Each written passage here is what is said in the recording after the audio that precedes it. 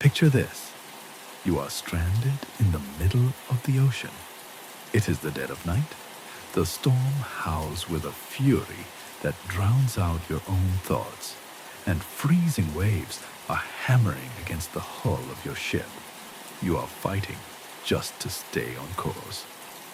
Suddenly, the lookout in the crow's nest screams, pointing into the darkness. There is something there, in the fog, where nothing should be. A strange crimson glow appears, and then you see it. A ship. But this is no ordinary vessel. It is sailing directly into the wind with full, billowing sails, while you and your crew must furl yours just to survive.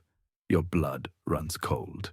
The sailors beside you begin to pray, because you know this isn't just wood and canvas. You know that you have just stared into the eyes of a harbinger of death.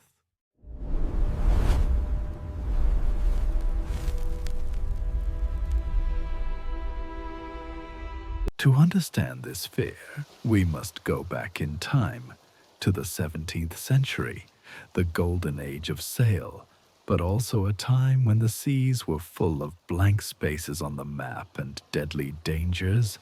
The worst of them was the Cape of Good Hope at the southern tip of Africa, then rightly known as the Cape of Storms. It is a graveyard of ships where two oceans collide with a force capable of crushing rock.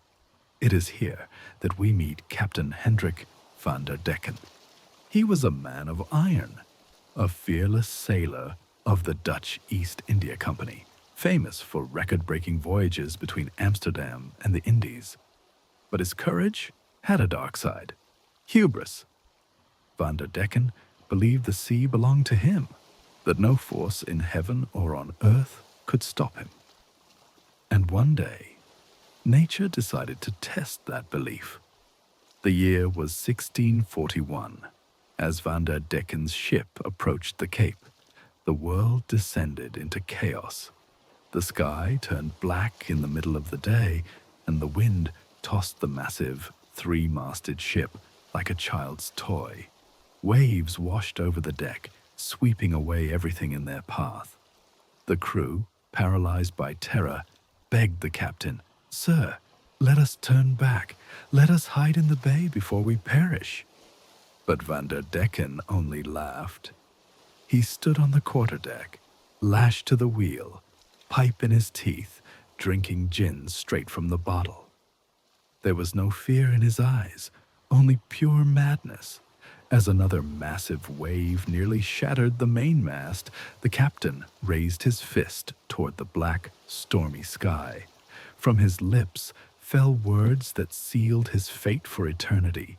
He screamed at God and the elements, "I will not turn back. Let the devils of the sea come for me. I will round this cape, even if I have to sail until doomsday." A sudden silence fell. It is said that the heavens accepted the challenge. In an instant, the storm ceased, as if cut by a knife. But Van der Decken's ship was no longer part of the living world. Something terrible happened. The captain and his crew did not die, but they ceased to truly live. They became the Flying Dutchman. Since that moment, their ship has been a phantom. Its sails, though tattered and rotting, are always full of a wind that no one else can feel. The hull, though decayed and dripping with seaweed, cuts through the waves faster than any mortal vessel, often surrounded by a ghostly reddish glow. And the crew? They are no longer men, but shadows, skeletons draped in dry skin, condemned to eternal, aimless labor on a ship that will never, ever reach a port. They are trapped in a time loop, forever fighting a storm they summoned upon themselves. But the most terrifying and tragic part of this legend isn't about storms. It's about the silence at sea. Maritime lore whispers that sometimes, when the wind dies down in the middle of the ocean, the Flying Dutchman approaches other, real ships. The phantom crew lowers a rotting rowboat into the water. They row in silence to deliver mail to the living. Letters. Letters written centuries ago, before they became monsters. Letters to their families in Amsterdam, to longing wives, mothers, to children they never saw grow up. The tragedy is that the recipients of these letters have been dead for hundreds of years. Their homes have long since crumbled to dust, and yet the ghosts still try to send word home. But woe betide the captain who, out of pity, accepts this mail. It is said that taking letters from the dead aboard brings misfortune, disease, and inevitable doom. The Dutchman shares his curse with anyone who shows him a heart. The Flying Dutchman is more than just an old ghost story used to scare deckhands on watch. It is an eternal warning against human pride, against challenging forces greater than ourselves. It is a symbol of endless loneliness and a punishment without end. So the next time you stand on the shore at night and see a strange flickering red light on the horizon, don't stare at it for too long and pray that it's just a lighthouse.